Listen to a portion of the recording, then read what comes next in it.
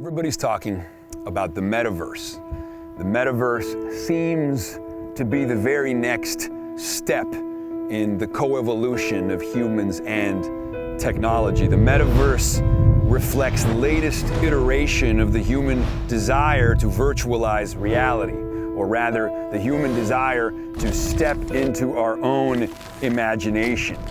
You see, virtual reality, it already exists. It's called storytelling. When you sit around the campfire, you assume the viewpoint of the central character as the story unfolds, and you leave the ordinary world and enter the story world, a virtual reality, or even better said, a reality of the virtual. Films, perhaps even richer and deeper and more immersive story worlds, more immersive virtual realities, archetypal realms, liminal realms, theatrical realms, where we're basically dreaming while awake, places where our own inner psychic lives can play out on screen, right? Cinema is like the mind meeting a version of its own process. There we are, consciousness externalized and reified, moving into, stepping into, living in our own imaginations, in these virtual realities, these realities of the virtual. And so the Metaverse is the latest moniker of what is functionally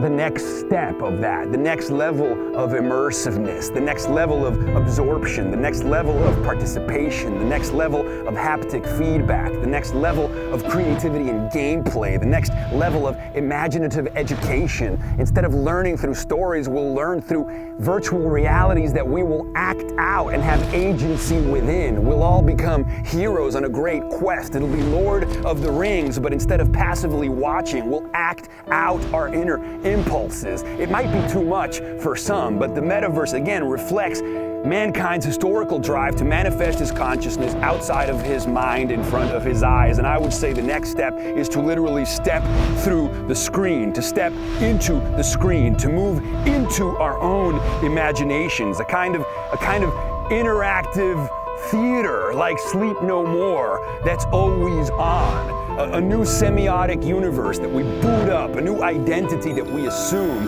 People will take on avatars. They'll free the brave, reckless gods that live inside of them. They'll run simulations and simulacrums. They'll explore new forms of governance and communication and work and play and sexuality. We'll act things out. We'll try things out together. It'll be a dream space populated by many minds, reflecting again the human destiny of stepping into our own imaginations. As Terence McKenna, the psychedelic philosopher, famously says, it will lead to new forms of human intimacy. Instead of singing you a song, which is amazing, or writing you a poem, which is amazing, or showing you my room, which is amazing, or singing you a soliloquy, which is amazing, instead, I will invite you into my innerverse. I will invite you into my waking dream. I will invite you into my virtual reality. I will bring you into a universe of my own construction, and we will dance together, floating in space like the characters of La La Land, to the crescendo of the greatest song ever as we sing the songs that orchestrate the universe. It'll be like the end of the film Interstellar, where time scales are collapsing into each other through the power of love, and we do not go gentle into that good night, and we rage and rage and rage against the dying of the light as we step through wormholes and black holes and become five-dimensional beings that have freed the brave, reckless gods within us. Because as Ellen Harrington said, we must never forget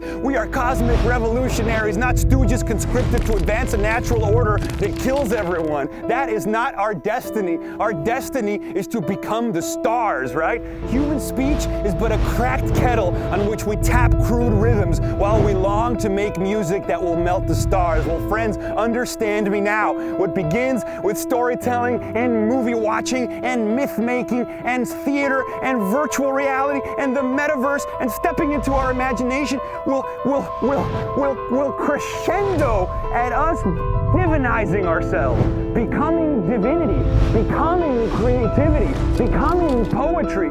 Stop trying to make art and just become art, friends.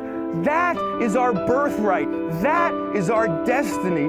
That is why we will not go gentle into that good night and rage and sing and dance forever and ever against the dying of the light. And we will sing the songs that orchestrate the universe, and we will drink the wine of centuries unborn, and nothing less will do. And I want nothing less for me, and I want nothing less for you, for this is our common ecstasy. So friends, virtual reality, the metaverse, it's only a step function. Let us not miss the plot or the through line. Let us not miss where this is going, the omega point of unleashing ourselves and divinizing ourselves and exploring ourselves and expanding ourselves and facing the reality of ourselves and redefining ourselves, and literally the imagination summoning its own literalization.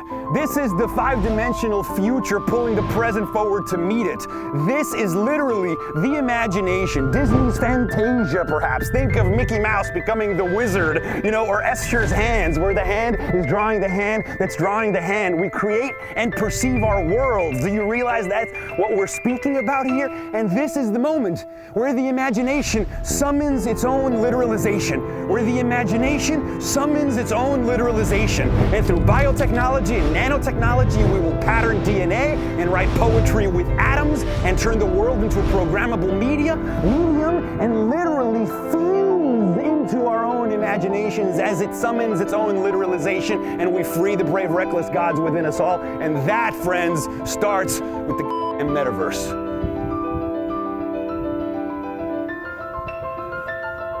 Let's go. Let's go. Let's go. Come with me, and you'll see. It's a world of pure imagination, of pure